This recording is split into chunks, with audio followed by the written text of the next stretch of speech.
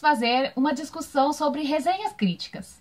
Por que resenhas críticas? Porque muitas vezes nós vemos resenhas de vários livros e tudo mais. Acho que às vezes até a gente já fez muitas resenhas, assim, que às vezes elas vão mais de acordo com a nossa opinião, Nosso gosto pessoal do que realmente uma análise crítica da história. E a gente quer comentar alguns tópicos do que a gente acha que seria esses tópicos que fazem parte de uma resenha crítica. Porque assim, uma resenha crítica, ela nada mais é do que aquela exposição do que o livro fala, as ideias do livro, as ideias dos personagens e tudo mais, só que sem tentar levar pro lado pessoal do leitor, sem tentar levar pelo aquilo que o leitor prefere ou não.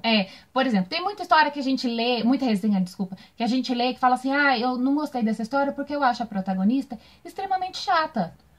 E assim, às vezes ela não é chata porque ela é chata, mas é porque você acha ela chata. Às vezes ela tem motivos para ser daquele jeito. E ainda que você ache que ela é chata e que isso é um ponto relevante na sua resenha crítica, eu acho que você tem que saber elaborar mais essa sua opinião, sabe? Não falar, eu não gostei desse livro porque ela é chata, mas não gostei desse livro porque ela é chata em tais momentos, porque não condiz com a personalidade dela, ou então porque não condiz com a situação. Ou até com o próprio desenvolvimento da história, porque você, na resenha crítica, você vai também abordar o desenvolvimento da história, se ela começa de uma forma linear, se ela continua seguindo mais ou menos a mesma ideia, o mesmo ritmo. E não só a continuação do contexto da história, mas é a linearidade dos personagens, que normalmente os livros, eles começam com um personagem de uma forma, e esses personagens, conforme vão passando por determinadas situações, eles vão ou não amadurecendo, ou então mudando de opinião e se tornando mais críticos, ou seja lá o que for que aconteça. Eu acho que a gente tem que analisar essa evolução dos personagens, e evolução não no sentido literal, sabe? Sei lá, no sentido biológico, mas a evolução mais psíquica, mais racional, sabe? Dos personagens. E isso entra também na questão até das próprias descrições das coisas. Por exemplo, quando você vai ler um livro do Érico Veríssimo, você vai encontrar várias descrições, mas faz parte da forma da narrativa dele colocar descrições dos lugares, descrições das pessoas, dos acontecimentos, porque aquilo faz parte do ser dele. Eu acho que isso entra muito também no estilo da própria narrativa dos autores.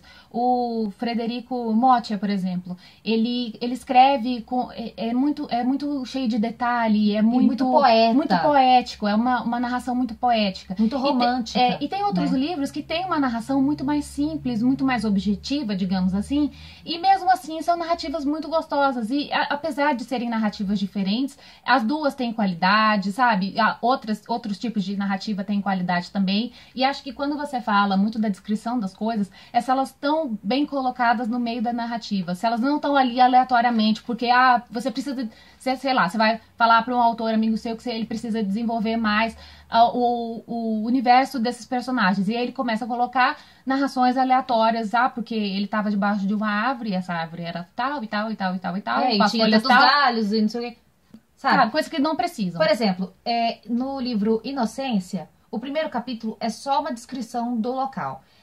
Do Visconde de Talnay, se não me engano. Acho que não sei, talvez. Enfim, quando eu li, o primeiro capítulo pra mim foi o pior. Eu achei extremamente cansativo. E quando você lê o resto do livro, ele não tem toda aquela descrição, todo aquele cuidado com os detalhes do local. Às vezes, assim, eu entendo que aquela narração, aquela descrição toda, é importante pra você se ambientar onde a história vai se passar.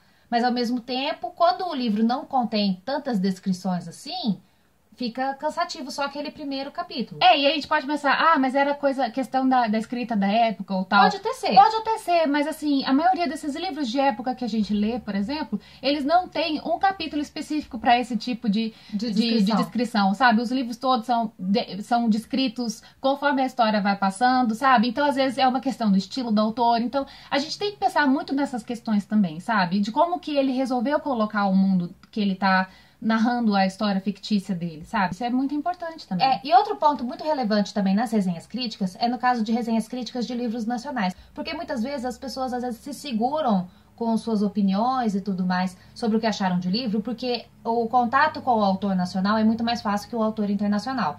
Então, por exemplo, se você não gosta às vezes de um livro, você vai ficar mais assim, cheio de dedos pra falar sobre uma coisa ou outra. E se você acaba falando, pode acontecer de ter tipo uma retaliação. A gente já viu casos de autores que não gostaram de críticas, resenhas extremamente bem feitas, assim, não... Muito críticas, sabe? Que vão além da opinião da pessoa. Que elas conseguem ser bem objetivas e esses autores não tiveram a capacidade de pegar aquilo e incorporar depois em outros livros, ou pegar aquilo para poder crescer como autor, como escritor.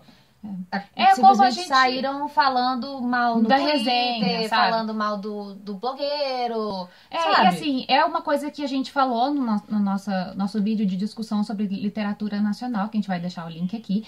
E assim, é aquilo que a gente falou naquele vídeo, que o caso da resenha nacional, você perde o anonimato. Mas também a gente tem que pensar que uma resenha crítica, quando ela é feita, você tem que pensar que esse vídeo ao ser postado, essa resenha ao ser publicada, ela está sujeita a comentários do autor. O autor pode querer rebater essas críticas, ele pode não querer rebater, e a gente tem que saber discutir as coisas assim com muita calma, muita sabe? maturidade. E maturidade. Você Com tem que muita saber maturidade. discutir com maturidade. Você não pode querer levar para o lado pessoal, se às vezes o autor não gostou da sua resenha, por exemplo, e aí você leva pro lado pessoal, porque o autor não gosta de mim, coisa parecida. Às vezes então esse autor é péssimo porque ele não gosta de mim. Da mesma forma o autor pro blogueiro, pro resenhista, sabe? Também não levar pro lado pessoal. Que eu acho que é tudo uma questão muito assim de maturidade com a sua obra, maturidade com a sua visão de autor, de escritor, do que é seu, do que passou a ser de outras pessoas. De todos. Vai depender. Que da mesma forma como uma história, quando o autor publica, ela deixa de ser só do autor, a resenha que a gente faz, que você faz, a partir do momento que você publica em algum lugar, ela também já não é mais só sua. Ela tem a sua opinião, mas ela não é mais só sua. Então, acho que é isso, gente. A gente quer saber como que vocês acham que devem ser feitas essas resenhas críticas. Se vocês gostam de resenhas muito críticas. Se vocês acham que a opinião, ela é muito válida na hora de criticar um livro. E a gente acha que mas ela tem que ser feita com cuidado também. Ela tem que ser feita, assim, de maneira... madura? Cuidadosa.